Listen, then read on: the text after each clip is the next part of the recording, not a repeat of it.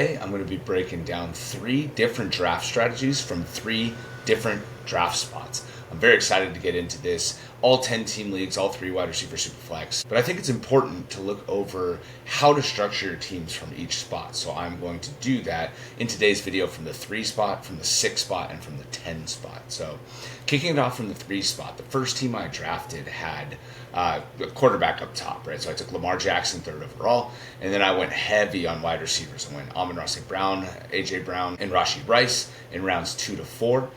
Feel very good about that core of wide receivers, even after missing out at receiver in the first round.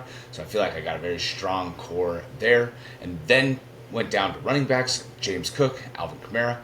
I think those are pretty good running backs to end up getting. Kamara is going to show up in a lot of these teams, just because I do think that he's one of the better players, one of the safer players to pick in the 6th. Sometimes he even falls to the 7th round of these drafts. And, if you wait on running back, I feel like he's a very stable player down in that range for your running back position, especially if you get him as your second. And then I got Davante Adams in round 7, James Conner in round 8, right? Those guys can kind of be my flex considerations. They're both older veterans. I do think both of them have quite a bit of upside. Even still this year, Davante Adams is the number 2 in the Rams offense. Hasn't historically been a super productive position, but I think Adams maybe is a little bit better player, and that McVay hopefully will be excited to have him on board. And then obviously James Conner. Health, major concern there. That's why he continues to get pushed down in drafts, despite the fact that he will outperform this if he, or in the games he does play, right? This position, you're going to feel like you have a much better running back when he's out there. Now, obviously, if there's issues with his health or if he gets hurt during the playoffs, that's obviously not something that's very desirable, and he is more prone to injury because of age and historical concerns there. Then I got Kelsey. He's got pushed up a little bit in the most recent sleeper update of their rankings. So if you do want him, he's starting to go inside the top 10 tight ends. Not necessarily the hugest fan of that, but I did want to pick him on one of these teams. This is the only time I got him because of how much earlier he's going than he used to. He was kind of my strategy to take in round 11, 12, 13, kind of down in the draft before these rankings updated, but now he gets pushed up a little bit. So I did take him there just because I wanted to mention that and talk about him briefly, versus how we've been approaching him and the position in general for me and how I've been recommending it. I think that changes a little bit with these ranking updates. Then I got Justin Fields, round 10. Again, another guy I feel like is probably going to get drafted well before this, but just too much value there to pass up. If you can go Lamar early, I do recommend waiting on your second quarterback. I think it's so important, especially in rosters that are expanded, right? We start 9 position players, not just 7, that you do want to try and fill in your team, and you can kind of play the quarterback 2 position based on what falls to you later in the draft. Then after that, filled out my bench here. I got Juwan Jennings, really like that pick, Stephon Diggs, Zach Charbonnet, Tua, and Rashid Shaheed. So I didn't pick Tua a ton in these, but as a 3rd quarterback, I like the upside. When he's on the field, he's going to be good. Obviously, he carries a greater injury risk, and that's why he falls down the rankings for the most part. He's been top 15 on a points per game basis for the last 5 years, so I do really think while he's out there, he can be usable. Good matchups, he can be usable. If they do open the offense back up based on, their confidence in his health, that could also be something where we see a little bit more upside than maybe the industry as a whole is expecting.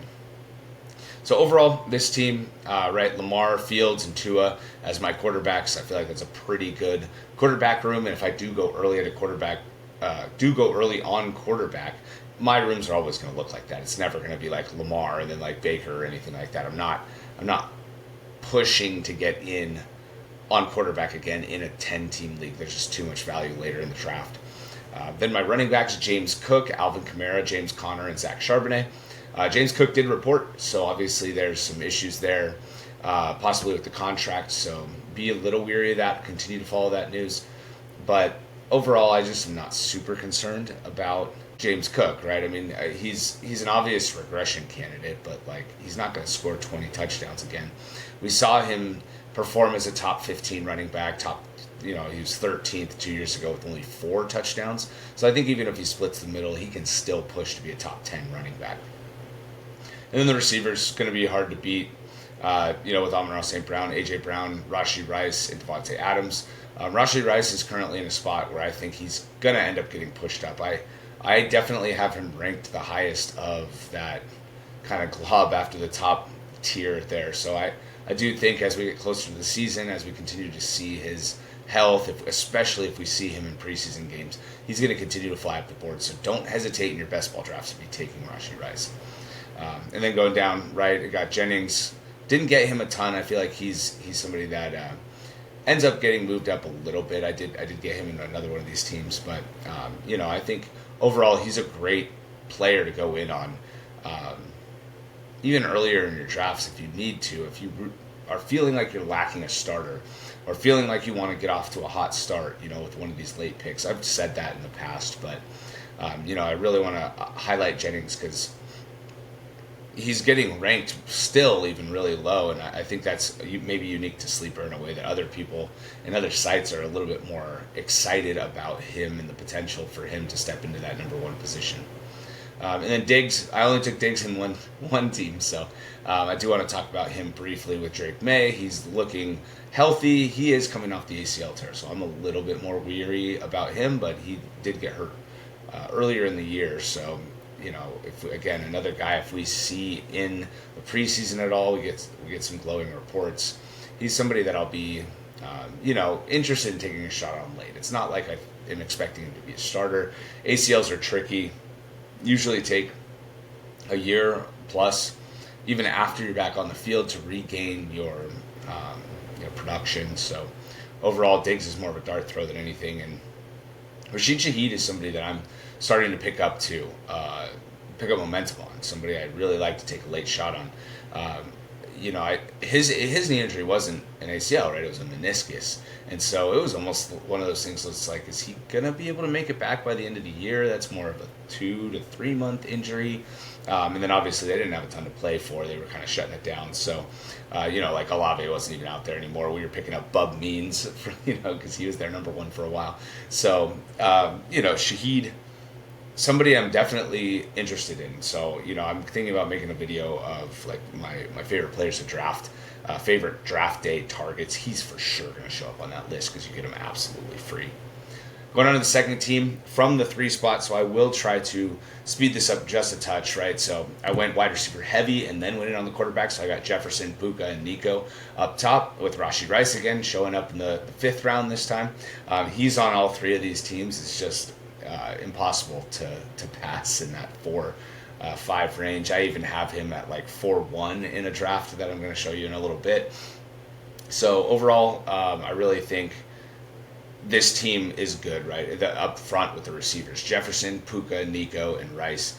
It's just there's no way you can put together a better receiving core than that. Maybe you say Nico doesn't fall to 3-3, and if you're not playing in Superflex, he definitely doesn't. But in Superflex, depending on how the dominoes fall, if he gets picked last of that group of 8 receivers, there's a chance that he slides if a couple people take running backs or if a few more quarterbacks go than you expect.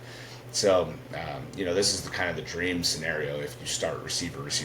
So, being prepared to do this, I think, is good, and just if it does happen, maybe set this up as your ideal situation. Go receiver with your first 2. If Nico doesn't go, you can pivot to somebody else, and we'll do that in a second here. But if it does fall receiver, I think that's definitely a great way to start in a 3 wide receiver league.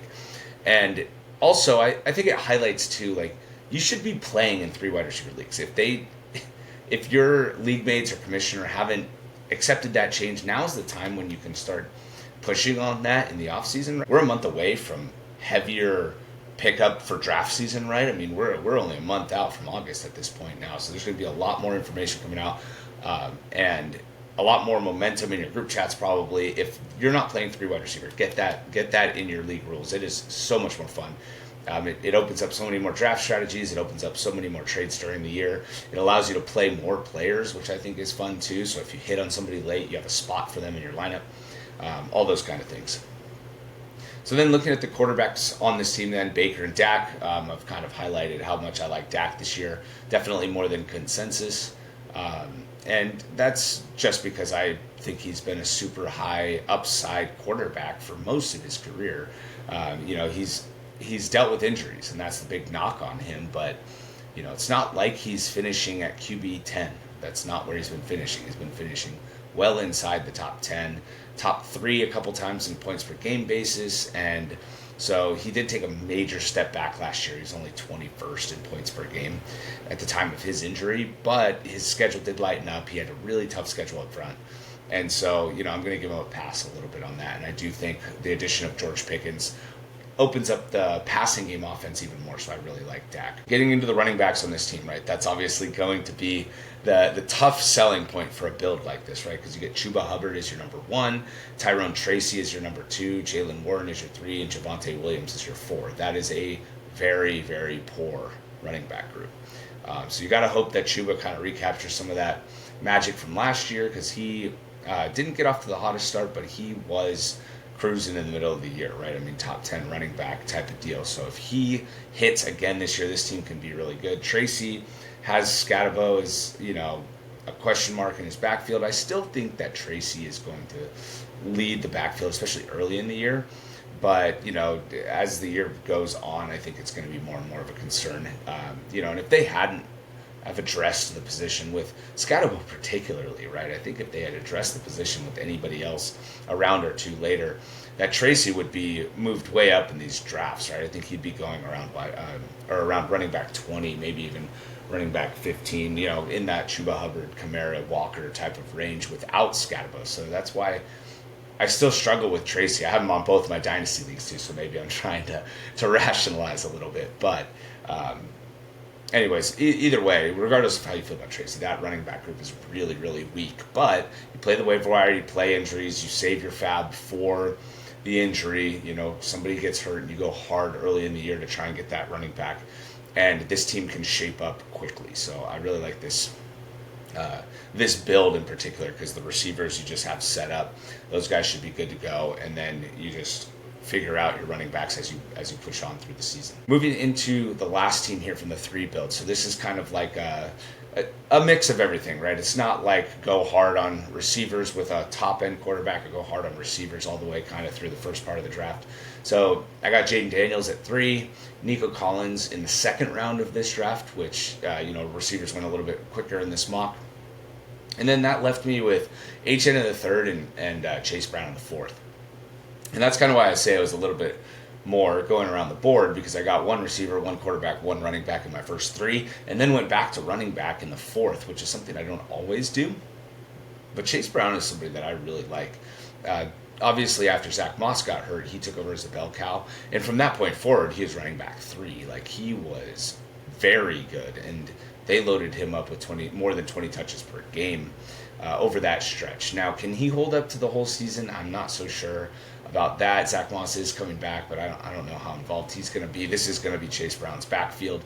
And so I just think for his price at that RB 12, 13 range, that he's becoming really difficult to pass up on. So, he's a good pass catcher as well. So even if there is some level of help on early downs where somebody comes in and takes an additional workload off of him on the ground, I think that's fine. I still think he can very easily pay off that running back 13 price.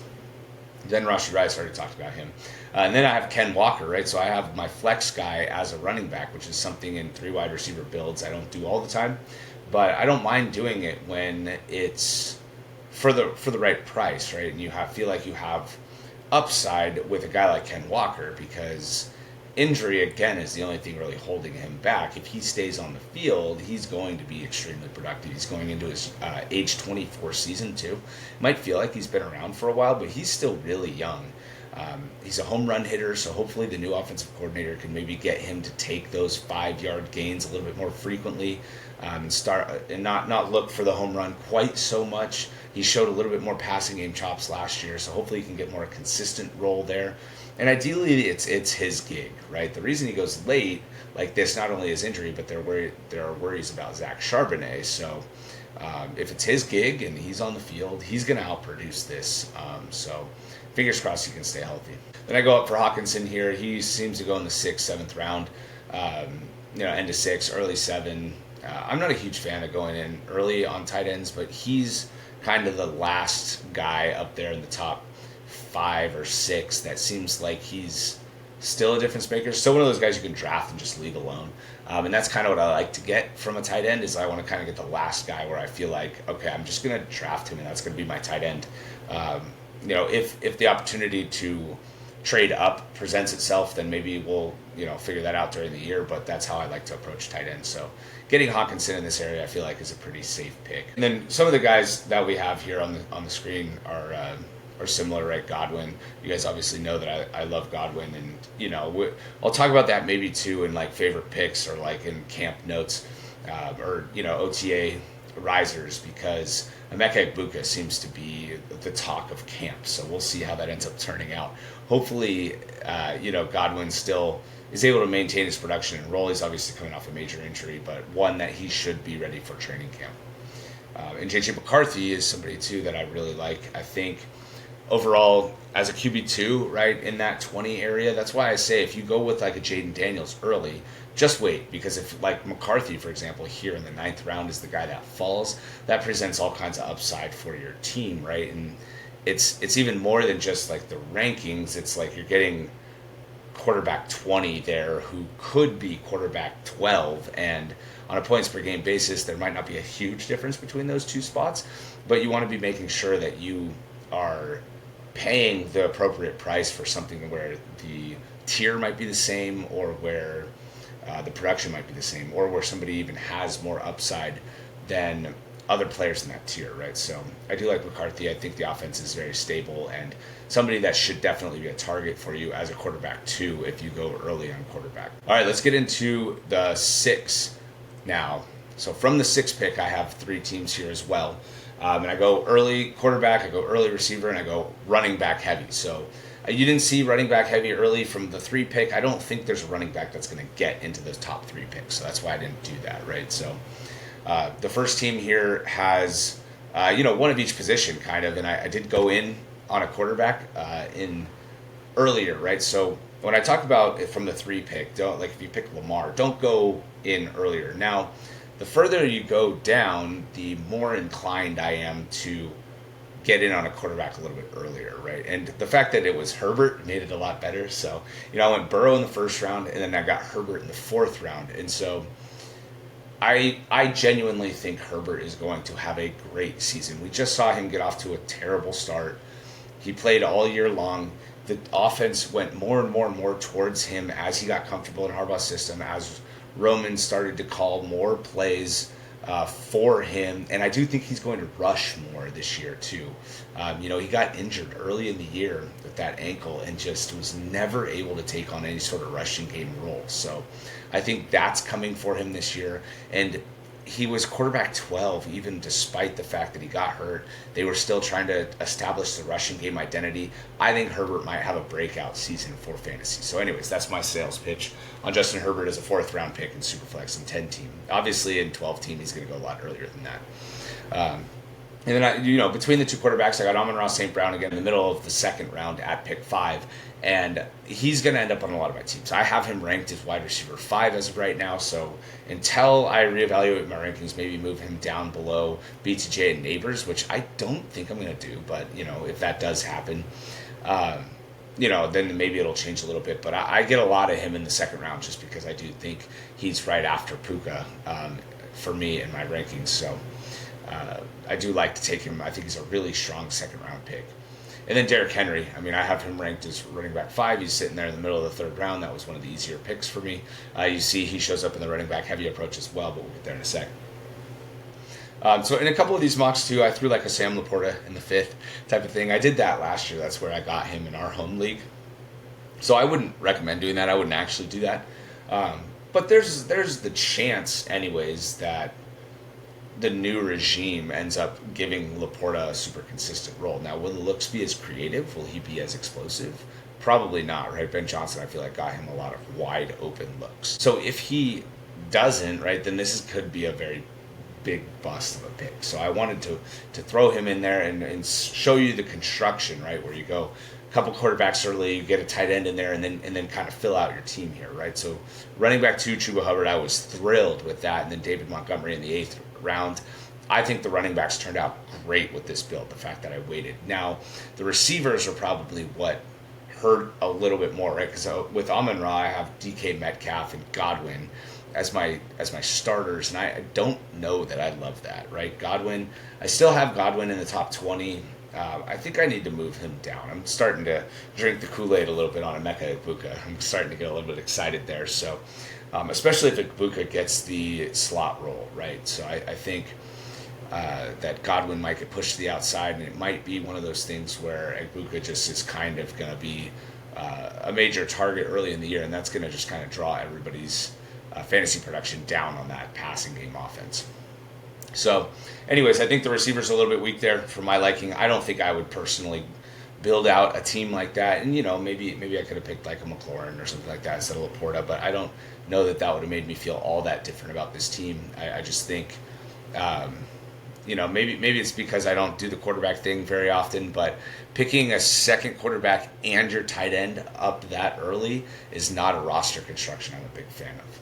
So moving over to the second team here, right? This one is the one I love, obviously. I love to get my receivers set in place. And I got Jefferson in round 1. I got Puka in round 2. I got JSN in round 4. And I got Terry McLaurin in round 5. And I feel like doing that just sets you up so well to take the value that presents itself to you in the draft, right? There's going to be quarterback values in your 10-team Superflex leagues. There's going to be running backs that you like later in the draft, right? I took a Montgomery, but there could be a James Conner. There could be, Tony Pollard. There could be a number of names that end up down a lot later. And so, rounding out my running backs, I took Achane in round 3 too, right? So I got that anchor, who I'm very confident in this year. I have him ranked as running back 4. So I'm thrilled to have Achane anchoring my running back room. And then David Montgomery, great, stable RB2.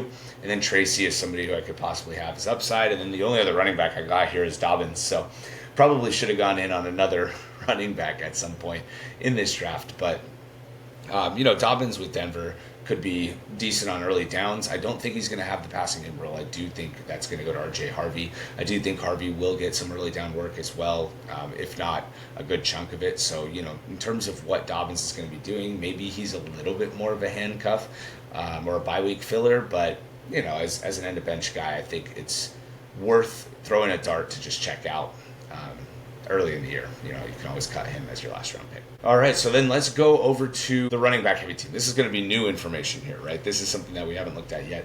Some of these builds so far, these 5 builds have been pretty similar. So this build is something that is the trickiest to do in my opinion. So, right, you get robust RB and you get Bijan, you get Genty, and you get Henry. And you're like, oh, I got my starters set.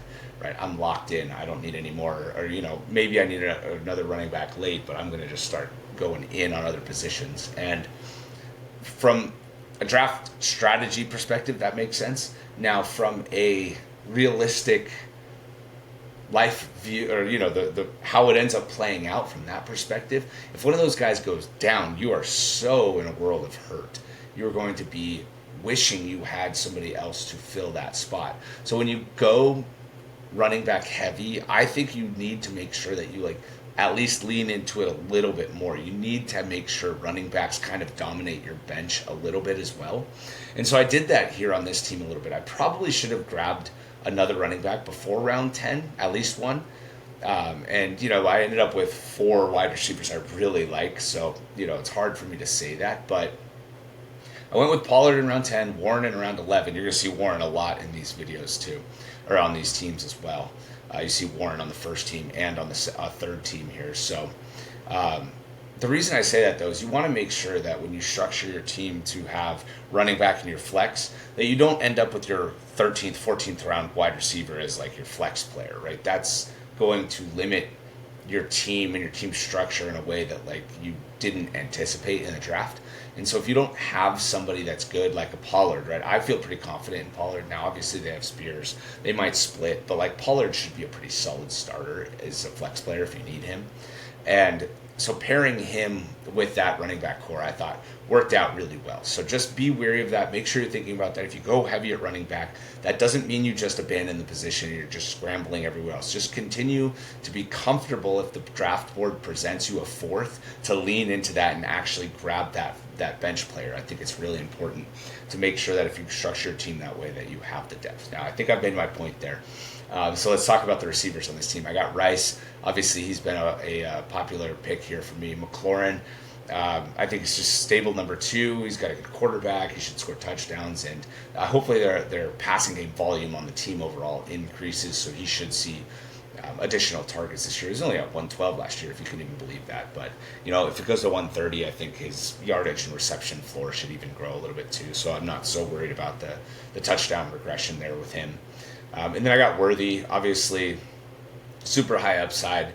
I think he showed out enough last year as the one. Obviously, the target volume down the stretch, that wasn't going to necessarily be a thing for him, right? That was never really supposed to be his role. But seeing that he was able to do it, I think was pretty encouraging. I think there's a big reason to think that he should be productive down the field, but won't necessarily see a ton of volume. So the top 10 I don't think is really realistic unless he does keep the volume. But I do think that he could be top 20 in a similar way that Jameson Williams was last year, right? I mean, he just was a big play waiting to happen. 7 touchdowns, 6 of them were from way downtown, basically. So from that perspective, I could see Worthy being a very productive receiver this year. And then I got Cortland Sutton, and I just couldn't pass on Sutton in round 8 there. I think he's going to be the stable veteran on an up-and-coming offense, and so hopefully they hit the ground running and he's consistently involved early, because I know last year he was tough to own early in the year, but this year I think going into the year he's locked in as the one, and I think he should be productive and very, very much able to be a starter in your 3 wide receiver leagues. All right, so going down to our last spot here, we got the 10th pick now. So the first team I did here was running back. So I let the draft board dictate this a little bit more to me than other drafts. Or than the other 2 spots, I should say. And so on this one, right, getting Gibbs and Barkley, like if you're going to get running back going, I think that's the perfect way to start, right? Bijan was the only running back that went in the first round, and so you just get 2 and 3, in my opinion there. And both of these guys have so much upside. I mean, Gibbs was an absolute monster last year, and then Montgomery went down, and he went even higher than he already was, which was just crazy. I mean, so there is always that aspect of if Montgomery goes down, Gibbs is just the number 1 running back. But even so, I mean, I think they complement each other so well. He's obviously a great player. I don't think I need to sell you on him anymore. Barkley coming off a 2,000-yard season. If you're worried about the touches, I get it. But, I don't know, whatever. I think he's going to be fine. And honestly, behind that line with a additional rushing quarterback, if he doesn't get tackled on the 1-yard line 8 times, his season would have even been that much better. So I think there's even more room for rushing touchdown upside in his game. And then I got Kamara as my 3rd running back here. So again, I didn't go the 3 running backs, but I feel pretty good about Kamara as my 3rd, and then Aaron Jones and again Warren filling it out. So I have 5 running backs, and I feel really good about how the draft kind of presented additional running backs to me after taking those first 2. And on the turn, it's a little difficult to go all in and take a 3rd with your 2nd turn, because it's just you don't know what's going to happen between your picks at all. You can't really adjust accordingly. Runs can just completely miss you. So having a little bit better plan of what you want to do, how you want to structure your team, who's going to be there, and what you're going to do. Reaching doesn't feel like a reach if you end up hitting on somebody. So just having your plan, being sure on how comfortable you are going down the rankings and stuff, I think is good to anticipate. And you'll see that with Mahomes in the next build. But then I got A.J. Brown and Baker Mayfield in the 3-4 turn. Obviously feel great about that. I have Brown as wide receiver 9. I think I'm going to move Brown down to wide receiver 11 because I do like Ladd McConkey and Drake London so much. But Baker, it was great to get him there. I feel great about him as a top 10 quarterback. So I have no reservations there. And then Rice, I mean, I shouldn't even mention him anymore. I mean, he made it to me at 5'10". That is just absolutely not going to happen. But I was thrilled for this mock on that. And then, looking down the board a little bit, I did take Tyler Warren in this draft, and it was mainly because I did want to mention him in this video as well, because he's kind of getting drafted all over the board as far as I can tell. Like, I've seen some videos rank him as low as like tight end 20, and I'm just like, dude, like, are we not learning our lesson? I feel like I've learned my lesson at this point on rookie tight ends. Like, Bowers I was not in on, McBride I was not in on, it's just like, I don't know, Laporta I was not in on. And then they end up, all these guys being good. And I mean, I know there's some guys that didn't, right? Pitts didn't work out, and so far Dalton Kincaid hasn't worked out, but I just think it's gotten to be observable enough that rookies can actually produce a tight end now that I think it's a mistake to ignore Warren. And I have him pushed up as high as tight end 6, and so you're getting him in the 9th round, I think, is pretty good value. I do think that he's somebody that you should circle on your draft boards as a tight end, that if it doesn't work out for you to get one of those top 3, which I do think are worth going after, I think Warren is an excellent target later in your drafts. And then I have a little bit of a homer pick here. For those that don't know, I am a Packer fan, so I have Reed in there. Reed got hurt last year, and I think having Golden on the outside might help him because he does flourish a little bit more in the slot. So I do think Reed could be in line for a good season this year as well, assuming health. And then, yours truly and mine, Jaylen Warren in this draft. And I got him the next one as well. I just had so much Jaylen Warren. I feel like he's going too low, personally. I think it's just very easy when this part of the draft comes around and he's still there. I've been finding myself drafting him like crazy.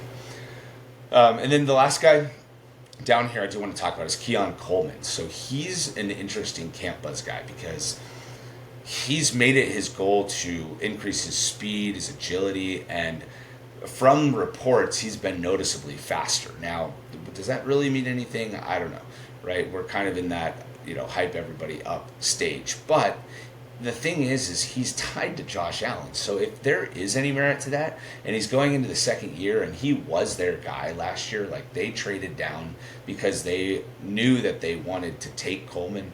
A great locker room guy, obviously. He's very entertaining. If you've never seen any interview with him, definitely go check out any of his combine stuff that came out from last year. But he seems locked in. He's put on some muscle. He's put on some speed. Or, he's gotten faster this offseason. And so I have a little bit of hope that there's something there. He played the downfield role, but if he gets any sort of additional target share or his route tree improves at all, I could see a second-year breakout coming for Coleman, in the fact that he could get into the top 30, right? And that's a starter in 3 wide receiver leagues. So if that becomes the case, you're going to be really happy you spent a 14th round pick on him. All right, getting into these last 2 builds. So these are pretty similar. So I'm going to kind of talk about them together. But I got CeeDee Lamb up top in both, right? The second one, I had Puka fall to me. So I am going to do receiver at the turn in that case, if that does happen. But in the first one, I wanted to include one where I took a quarterback at the turn. And so I took Mahomes there. And it just doesn't fit. It just doesn't fit with the turn in a 10-team league. And I was hoping I could get Hurts there, but the first 5 were going in the first 9 picks, like in every mock I did. And so I went with Mahomes, but again, I like the Puka start so much better. If Barkley's there, if Gibbs is there, starting receiver, running back would even be better in my opinion. But I wanted to show it because I know there's a lot of paranoia about not taking a quarterback early and then just having to wait, and it's like, am I ever going to get somebody? But from that's why I have it up here. But again, it's not my favorite build. Get Jonathan Taylor, get a receiver in round 4, both builds. JSN went in the 3rd draft, so I just went all the way up to round 4.1 to get Rashee Rice. Clearly, I really like him, so I just have him all over these teams. But then, I went Laporta again just to kind of show that. But getting Goff in round 6, I think, kind of lessens the blow there, right? I have JSN already, so I have my 2 receivers kind of set up, and I know that I can get a third later, so going in on Laporta is okay. Getting that Laporta-Goff stack there in rounds 5 and 6. Again, maybe I shouldn't have gone Mahomes, like reach up on Mahomes, and then also take Laporta, but I maybe it was my inherent bias in trying to convince you guys to not do this. If you have the 10th pick, do not pick Mahomes, and don't go early on a tight end. Let somebody fall to you that's comfortable after you get more of your starters set up, because this build is going to make it so your team just does not feel as good as it can coming out of the draft. Don't want to be projected to lose in week 1. This team feels like it could be one of those that's projected to lose in week 1. So anyways, I digress on all of that. But yeah, so some of these guys are similar coming down the board now. A lot of Godwin, Kamara. But somebody that is different in Team 3 that I want to talk about is RJ Harvey. So I didn't get a chance to really draft him a ton because he was going early, and he's ranked in the mid-60s on Sleeper. And I really actually like that ranking quite a bit. I do think that they picked him in the second round for a reason. I do think that he's going to play on almost all of the third downs. And I know Bo Nix has quite a bit of ability to rush, so I think there might be a little bit of competing ideology there on third downs, for example, or even on early downs where Nix gets in trouble and he ends up just taking off instead of looking for Harvey. But Sean Payton running backs have been very effective in the passing game, and so if Harvey is going to be similar in that role, it's going to be really hard for him to fail as a fantasy asset because the floor is at least going to be there and the role is at least going to be there. And if he does anything else on the ground beyond what we expect, he could really end up being a star player. So for fantasy, and he's a little bit older for a rookie too, so maybe that helps him get acclimated a little bit more. But I think they plan to rely on him quite a bit. I'm not super concerned about J.K. Dobbins. They needed somebody else in the backfield. They were not just going to roll with Audric Estime. And I think that, whether or not you were like looking forward to like Harvey getting all of the work right away, that's not all that realistic in today's NFL. He's not Saquon Barkley, so that type of thing. I mean, even Gibbs splits the backfield. Jonathan Taylor doesn't get a lot of passing game work. Like Kamara never had 1,000 yards on the ground. Like these guys don't necessarily get the full workload in the way that I think people were hoping was going to be the case for Harvey. So I think that will just help him get acclimated. I think it'll help him stay healthy on early downs. And I do think Harvey is pretty explosive as a player too, so we might see some long touchdowns from him this year. Okay, so I've gone very long now on this, I feel like, but there's a couple more guys on here that I want you to hang with me because I picked them intentionally. Emeka Egbuka, I did go in on here in Team 3 in the 11th round, and I did pick him because I wanted to just say that he has been a riser. He has been major success of OTAs. I feel like he's like ready to play. They're talking about, you got Mike Evans in the same room as him talking about how he kind of views him as a veteran, right? How he's been so good. It's been so seamless. He already knows the playbook super well. He's just a consummate pro.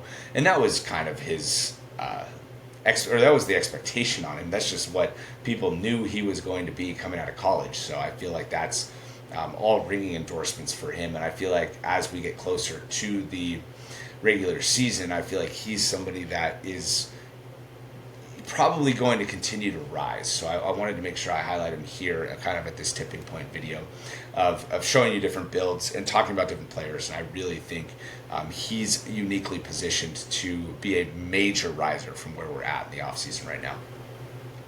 And then the last guy I want to highlight here on Team 3 also is Darnell Mooney. So he's obviously in Atlanta, but he's in a situation and in an offense that's super concentrated into 4 players, right? Bijan on the ground and through the air too. He's going to catch passes.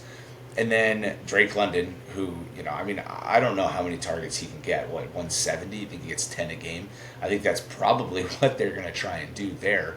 But that still leaves a wide open role as the number 2 pass catcher. Now, does that go to Kyle Pitts? Yeah, I didn't think so either, right? So, like, I think there's an opportunity for Mooney here to finish in the top 36 wide receivers again. And going in the 14th round, it's another one of those things where you're stuck on a bye week and you're like, why didn't I just pick Mooney? Or like, he was on the waiver wire. Why didn't I just pick him up? Like, I knew better than to let him just last. I knew he was going to be better than his wide receiver 50 plus ranking or wherever he's at, barely being drafted. And, that's the hard part about putting together rankings. You start getting, excited about people's upsides, or excited about their possible roles, or excited about if they're going to be the slot guy in an offense or whatever. But with Mooney, we just know that there's nobody else in town, and the offense itself is going to be so concentrated into those 4 players. And I think the community at large, including me, does not think one of those players is very good in Kyle Pitts. So, I think Mooney could be very, very productive in certain weeks. And I think, if you're in a pinch, you throw him in your flex and he scores a touchdown on the week you end up playing him, you're going to be very happy you ended up picking him. All right, and the last guy here is the guy right below him, Brashard Smith. So I've already talked about him in a separate video, but I do want to highlight that I picked him here. He is ranked outside of the top 220 on Sleeper. You are not going to find him unless you directly search for him. And I don't get it. I'm not sure I understand why he's going so late, right? I can get behind that they have Pacheco. That's not going anywhere. Kareem Hunt, he's not going anywhere. They just signed him to a 2-year deal. But it's one of these things where, like, neither of those guys are a particularly good pass catcher, right? I know Pacheco was going to have that role going into last year, but then he fractured his fibula. That is a tough injury to come back from. Tony Pollard still has never been the same. And it's not like he's catching a ton of passes either. He does play the pass-catching role, but I think they brought in Smith to take that role over. He's a converted wide receiver, and he's not the best rusher between the tackles, but it's because he's barely done it in his career. And I think that's a little bit of the reason why he fell to the 7th round, but I think Kansas City might have something in Smith that isn't being accounted for in the fantasy community, and I wanted to talk about him again and highlight it again.